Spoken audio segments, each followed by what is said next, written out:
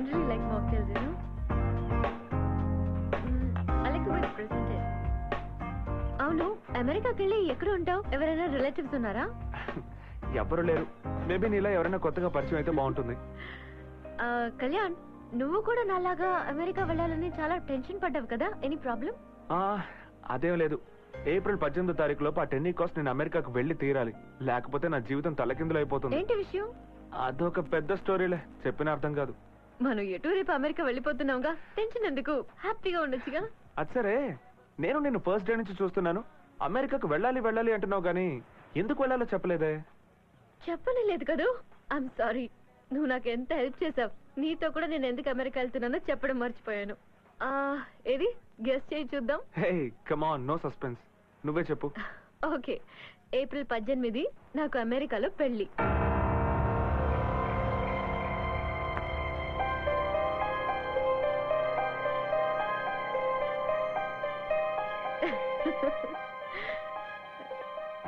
ఏంటలా చూస్తున్నావు?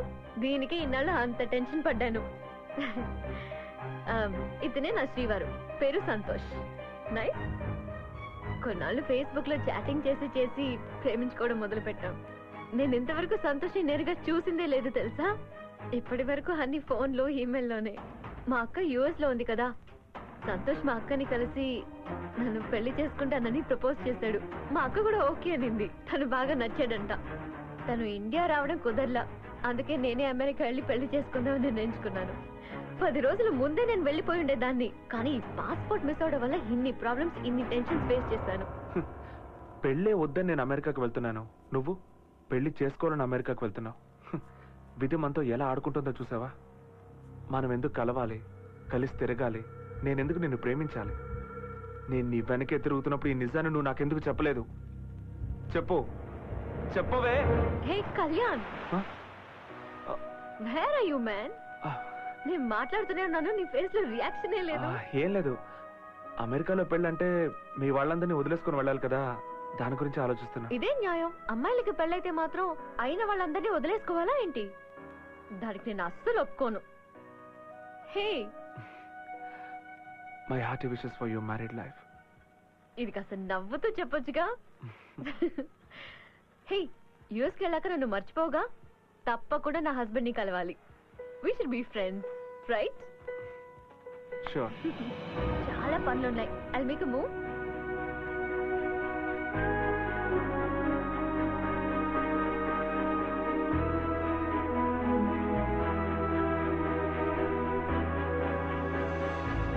వదిలేరా, ఈ అమ్మాయిలు ఎప్పుడు ఇంతే మోసం చేయటం వాళ్ళ నైజం.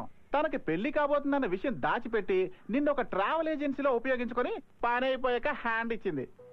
తప్పు నాదేరా, నేనే తన గురించి తెలుసుకోకుండా ప్రేమించడం మొదలు పెట్టాను. అంటే మిగతా వాళ్ళందరూ బయోడేటాలు చూసి మరీ లవ్ చేస్తున్నారా? నాకు తెలియక అడుగుతాను, ప్రేమలో పడగానే మీ మైండ్ లో బ్లాక్ అయిపోతాయా? ఏరా, ఆ అమ్మాయి నిన్ను అంత మోసం చేసిన తర్వాత కూడా నీకు అమ్మాయి మీద కోపం రావట్లేదట్రా? ఇప్పుడు నాకు మిగిలిన హ్యాపీనెస్ ఏంటో తెలుసా? తనతో 20 గంటల సేపు ఒకే ఫ్లైట్ లో కలిసి ట్రావెల్ చేయడమే. నాకు ప్రాప్తం అంతేరా. రే, నువ్వు అన్ని ప్యాక్ చేసి పెట్టు. ఫ్లైట్ రాత్రి 1:30కి. కాల్ టాక్సీ బుక్ చేశాను. నేను వెళ్ళి డాలర్స్ మార్చుకొని వస్తాను. అమ్మో, నా మొగుడు ఊరికెళ్ళా పదా. వద్దు, నేను రాత్రి ట్రైన్ లో వస్తాను మావయ్య. నేను దానికి ఒప్పుకోను. వెంటనే మాతో బయలుదేరు. అది కాదు నాన్న, నా ఆఫీస్ ఫ్రెండ్స్ అందరూ నాతో వస్తానన్నారు. అదంతా మేము చూసుకుంటాం. 11:30కి ఫ్లైట్, బయలుదేరు. నేను ఎందుకు చెప్తున్నాను, కొంచెం పెళ్లికడు కదా అని చూస్తున్నాను. అనవసరంగా రెచ్చగొట్టకు. పద. చివరిసారిగా చెప్తున్నాను, ఏదైనా సరే ఊరికెళ్ళి మాట్లాడుకుందాం. రే, సామాన్లు మొత్తం బండిలోకి ఎక్కించండి రా. ఎక్కించండి, వెళ్ళండి. సామాన్లు బండిలో వేయండి రా, తొందరగా. జాగ్రత్త. రండి, కిషన్ తీసుకురా. రే, నా మాట వినరా, మొండి పట్టు పట్టకు. ముందు ఊరు వెళ్ళిపో, మిగతా సంగతి తర్వాత చూసుకుందాం.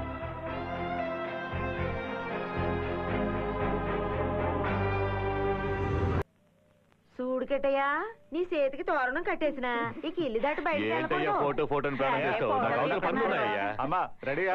సరే.